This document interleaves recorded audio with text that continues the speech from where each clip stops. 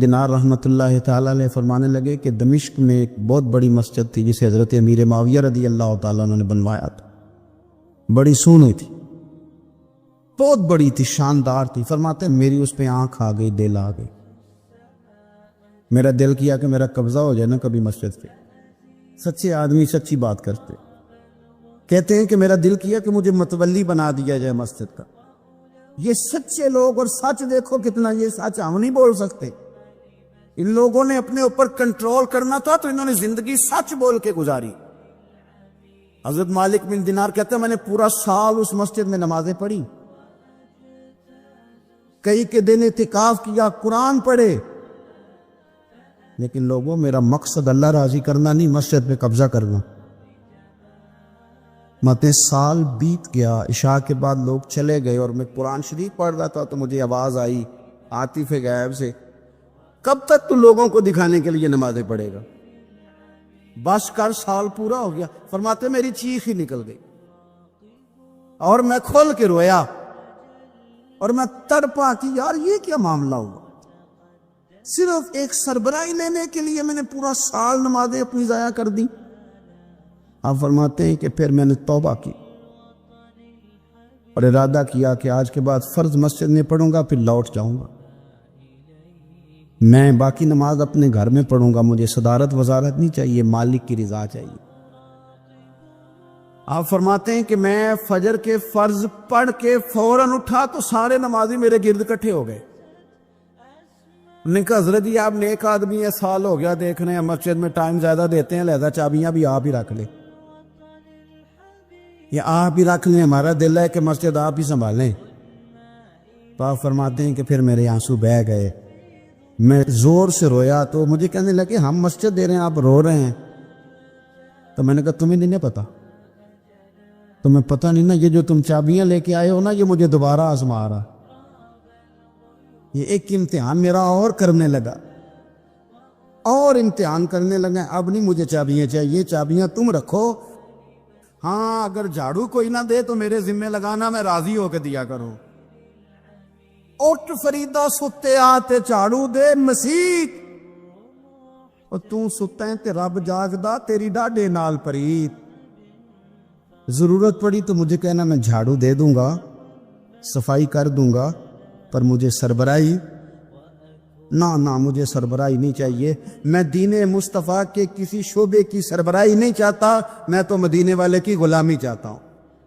اٹھ فریدا ستے آتے جھاڑو دے مسیت، اور تو ستا ہے تے رب جاگدا تیری ڈاڈے نال پریت. قربان جاؤں زمانہ سارا سو جاتا، لیکن آمنہ کے لال مصلی بچھا لیتے. دنیا سو گئی، ساری سب سو گئے. جو خدام تھے، وہ جو غلام تھے، وہ سو گئے. صحیح مسلم میں لفظ ملیں گے، سیدہ پاک فرماتی ہیں او میرے نبی کے غلاموں، میں نے یہ رنگ بھی دیکھا ہے کہ حضور نے اتنا کھڑے رہے، اتنا قیام کیا، اتنا قیام کیا کہ مقدس پیروں میں ورم آ گئے، سوج گئے پیر. ساری رات ہی حضور نے نماز پڑھی اور ایک ہی آیت بار بار دہرائی. مسجد نبی میں بلال حبشی نے فجر کی اذان دے دی اور حضور ابھی مصلی پہ تھے. کریم فارغ ہوئے. میں نے عرض کی یا رسول اللہ صلی اللہ علیہ وسلم، آپ کے تو صدقے اللہ اگلے پچھلوں کے گناہ معاف کرے گا. تو حضور نے فرمایا عائشہ تم نے گنوایا ہے نا میرے اللہ کی مجھ پر کتنی رحمت ہے. افلا اکون عبدا شکورا، فرمایا اگر اس نے اتنی نعمتیں دی ہیں تو کیا میں اس کا شکر گزار بندہ نہ بنوں؟ میں شکر گزار بندہ نہ بنوں اس کا؟ پھر اگر اتنی نعمتیں اس نے دی ہیں، مجھے اتنا نوازا ہے، تو پھر میں اس کے سامنے سجدے نہ کروں؟ او میرے بھائی، بڑے قابل فخر لوگ ہیں ہم کہ ہم نبی پاک کے غلام ہیں. ہم قابل فخر ہیں کہ نبی کریم کے غلام ہیں. کیا کبھی اس غلامی کے شکرانے میں بھی 2 نفل پڑھے کہ یا اللہ تیرا شکر ہے تو نے ہمیں حضور کا غلام بنایا؟ یاد رکھیں کہ اپنی روحانی زندگی کو آباد کریں، استغفار پڑھیں، تسبیحات کریں۔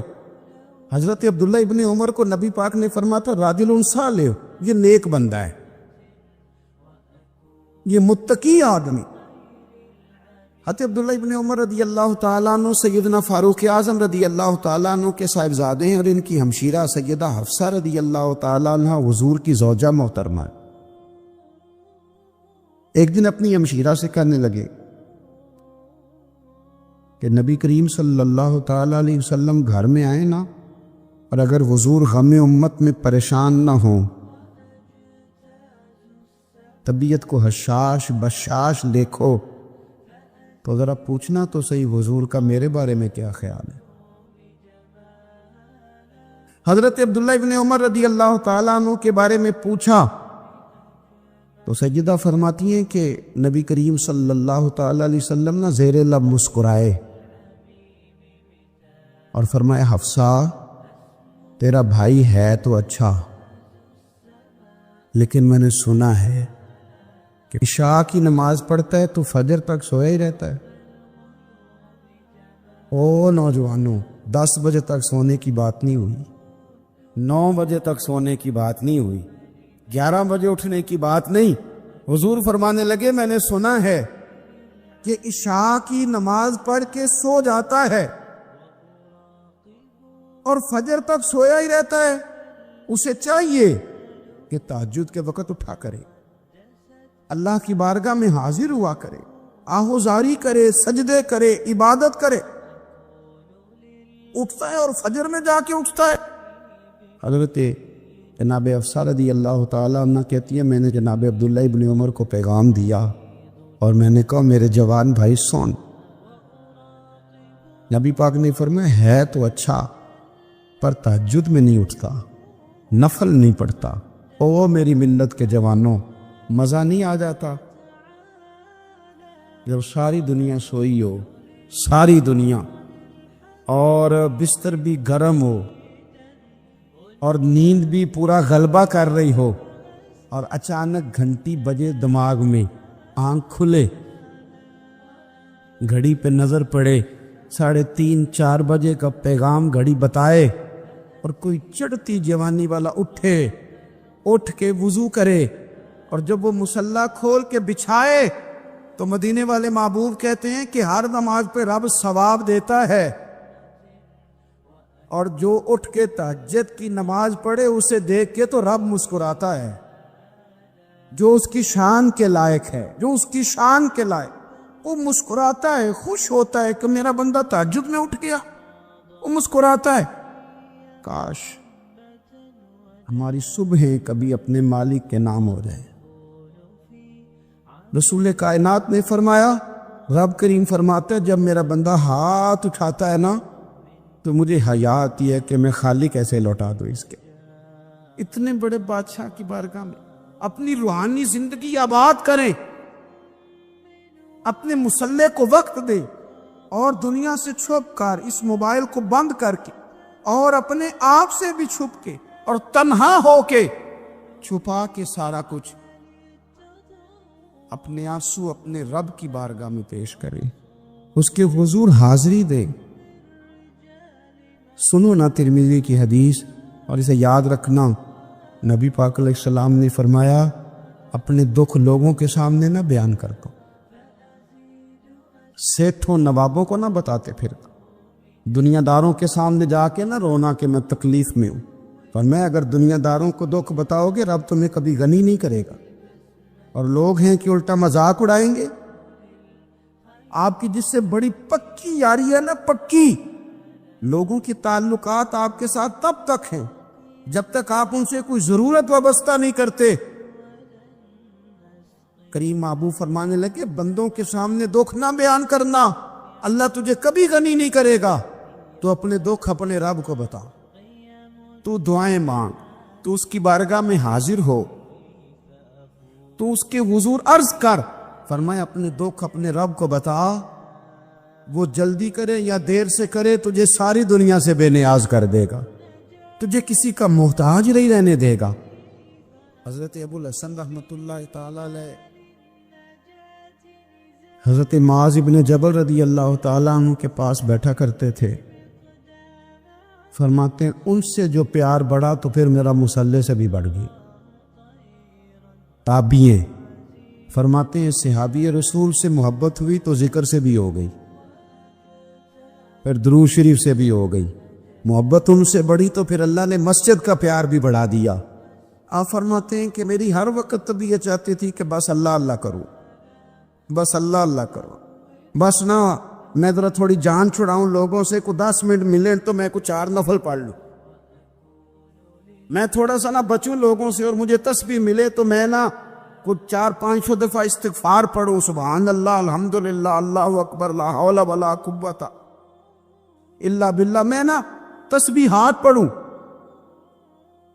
فرماتے ہیں کہ بچے تھے گھر میں 6-7, غربت تھی, کام ملتا کوئی نہیں تھا, اور میں کام چور نہیں تھا, کام ڈھونڈتا تھا, پر اللہ کی قدرت کے کام نہیں ملتا تھا. فرماتے ہیں کہ میں نے ایک دن اپنی اہلیہ سے کہا کہ آج میں پھر جاتا ہوں کام ڈھونڈنے. تو میری بیوی بڑی فرما بردار تھی, پر اس دن نہ غربت کے ہاتھوں تنگ آ کے کہنے لگی آج نانا کوئی تو چیز لے کے آیا. تو مجھ سے بچوں کی بھوک نہیں دیکھی جاتی ہے, سب روگاں دا روگ محمد جس دا نام غریبی, کنڈ بلا کے لنگ جاندے نہیں دوست یار قریبی. آج نہ کچھ لے کے آیا تو میں بچے لے کے چلی جاؤں گی.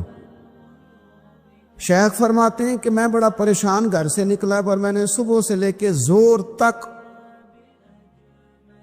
کام ڈھونڈا, کام ملا کوئی نہیں.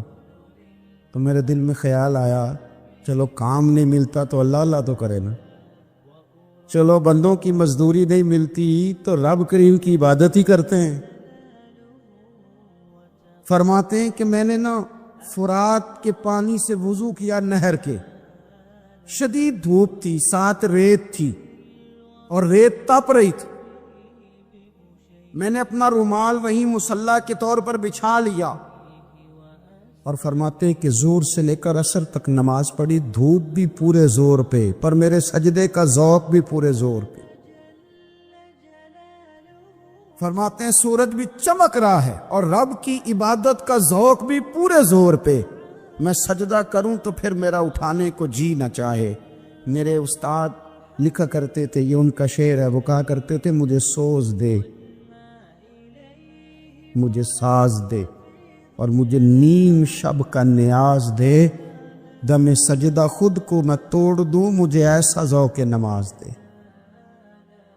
اور میں تیری بہار کا پھول ہوں, میں کھلا بھی ہوں تو تیرے لیے, مجھے میری شاخ سے توڑ لے, مجھے اپنی زلف کا ناز دے. بھائی فرماتے ہیں کہ عصر تک میں نے نفل پڑھے, دل ڈھلنے لگا, عصر کی نماز پڑھی اور میں وہاں سے چلا. اب میں جب نکلنے لگا تو دل میں خیال آیا کہ چھوٹی چھوٹی دیواریں ہیں گھر کی, بغیر کچھ لیے جاؤں گا تو بیوی دور سے دیکھے گی تو شور کرے گی کہ پھر خالی ہاتھ آ گیا ہے. کہتے میں نے اپنی اسی رومال میں جس پہ میں نے نماز پڑھی تھی نا, رومال میں کیا کی دے پنجابی جی صافہ کہتے ہیں, اسی میں نا میں نے کچھ ریت بھر لی کہ وہ دور سے دیکھے گی تو سمجھے گی کچھ لے کے آیا ہے. چلو جا کے اسے بتا دوں گا کہ آج پھر مزدوری نہیں ملی. کہتے ہیں وہ ریت لے کر جب میں گھر میں گیا تو پہلے بیوی دروازے پہ کھڑی ہوتی تھی, پوچھتی تھی خالی ہاتھ آ گئے ہو؟ آج میں نے دیکھا تو ہے ہی کوئی نہیں. فرماتے ہیں میں اندر داخل ہوا, سلام لیے, کونے میں نے وہ رومال رکھ دیا اور میں نے آواز دی کہ بھلی مانس کہاں ہو؟ تو وہ کہنے لگی آپ منہ ہاتھ دھو لیں, میں روٹی لے کے آئی. میں نے کہا روٹی کہاں سے آ گئی؟ یہاں تو کئی دنوں کے فاقے, تو کئی دنوں کی غربت ہے, یہاں تو اس گھر میں تو فقیری ہے. فرماتے ہیں کہ وہ روٹی لے کے آئی اور اس وقت کی جو موجودہ نعمتیں تھیں, سمجھ لے سلاد, اچار, ہر چیز ساتھ لائی. میں نے کہا کہ بچے کہاں گئے؟ کہنے لگی وہ کھانا کھا کے کھیلنے گئے, آپ کھانا کھا لیں آ جاتے. کھانا اس نے چن دیا. میں نے حیرت انگیز لہجے میں ساری نعمتیں اپنے دسترخوان پہ دیکھ کر کے بیوی سے پوچھا یہ کہاں سے آیا کھانا، بچوں کو تو نے کہاں سے کھانا کھلایا، یہ سارا کچھ کیسا ہے؟ کہنے لگی پتہ نہیں آج آپ کس کریم کی مزدوری کرنے چلے گئے تھے، پتہ نہیں کس کریم کی، میرے گھر میں تو اتنی نعمتیں آئی ہیں کہ مجھ سے سنبھالی نہیں جا رہی، اتنا اناج ہے، اتنا گندم ہے، کس کریم کے دروازے آج چلے گئے تھے؟ یہ کہتے کہتے وہ اٹھی اور اٹھ کر کے کہنے لگی پہلے ہی بڑا کچھ آیا تھا، اب کیا لے آئے ہو؟ اور جا کر کے نا اس نے وہ ریت والا رومال کھولا، کہنے لگے میں تو لے کے آیا تھا ریت، تو میرے رب نے اسے بھی سونے اور ہیرے بنا دیا تھا۔ میرے نبی پاک صلی اللہ تعالی علیہ وسلم نے فرمایا ہر چیز اپنے رب سے مانگ، ہر چیز مانگ، ہر چیز مانگ۔ یا رسول اللہ کیا کچھ؟ میرے محبوب نے فرمایا تیرے گھر میں نمک بھی ختم ہو جائے تو وہ بھی اپنے رب سے مانگا کر، تو مانگنا وہ تجھے دے گا، تو اس کی بارگاہ میں کشکول طلب دراز تو کرنا۔ ایک بزرگ فرماتے میں نے دعا مانگنے کا طریقہ اپنی بیوی سے سیکھا، دعا مانگنے کا طریقہ اپنی، سیکھنے والے تو اپنے بچوں سے بھی سیکھ لیتے ہیں، سیکھنے والے تو ہر ایک سے سیکھتے ہیں۔ وہ کہتے ہیں میں نے دعا مانگنے کا سلیقہ اپنی بیوی سے سیکھا ہے۔ حضرت وہ کس طرح؟ فرمانے لگے میری بیوی نے نا مجھے کوئی کام بتایا، کچھ پیسوں کی ضرورت کے لیے کہا، تو میں نے اسے کہا کہ بھئی ابھی میرے پاس نہیں ہے، کچھ دنوں میں آتے ہیں تو میں دے دوں گا۔ عورتوں کی عادت ہوتی ہے وہ بار بار یاد کراتی ہیں، 2-4 دنوں کے بعد پھر اس نے کہا حضرت وہ میں نے کہا تھا کچھ پیسے، میں نے اسے کہا کہ ابھی میرے پاس نہیں ہے، کچھ دنوں میں ملتے ہیں تو میں تمہیں دے دوں گا۔ اس نے کچھ دنوں کے بعد پھر کہا حضور وہ میں نے کچھ پیسے کہے تھے۔ فرماتے میں نے ڈانٹ دیا، میں نے کہا کہ کیا تو روز مجھے شرمندہ کرتی ہے، کہا نا میرے پاس نہیں ہے، ہوں گے تو دے دوں گا، تو روز یاد کراتی ہے۔ فرماتے اس نے پہلے تو میری ڈانٹ کو سہا، پھر میرے سخت جملوں نے اس کی آنکھوں میں آنسو پیدا کر دیے، پھر اس نے اپنے آنچل میں اپنے اس دکھ کو سمیٹا، اور پھر اس نے ایک جملہ کہا تو میں رو پڑا، اور مجھے اپنے رب سے مانگنے کا طریقہ آ گیا۔ مجھے کہنے لگی حضرت جی آپ نے ڈانٹ دیا، میں نے سہ لیا، پر آپ ہی میرے شوہر ہیں، بتائیں نا آپ سے نہ کہوں تو میں کس سے جا کے کہوں؟ فرماتے میں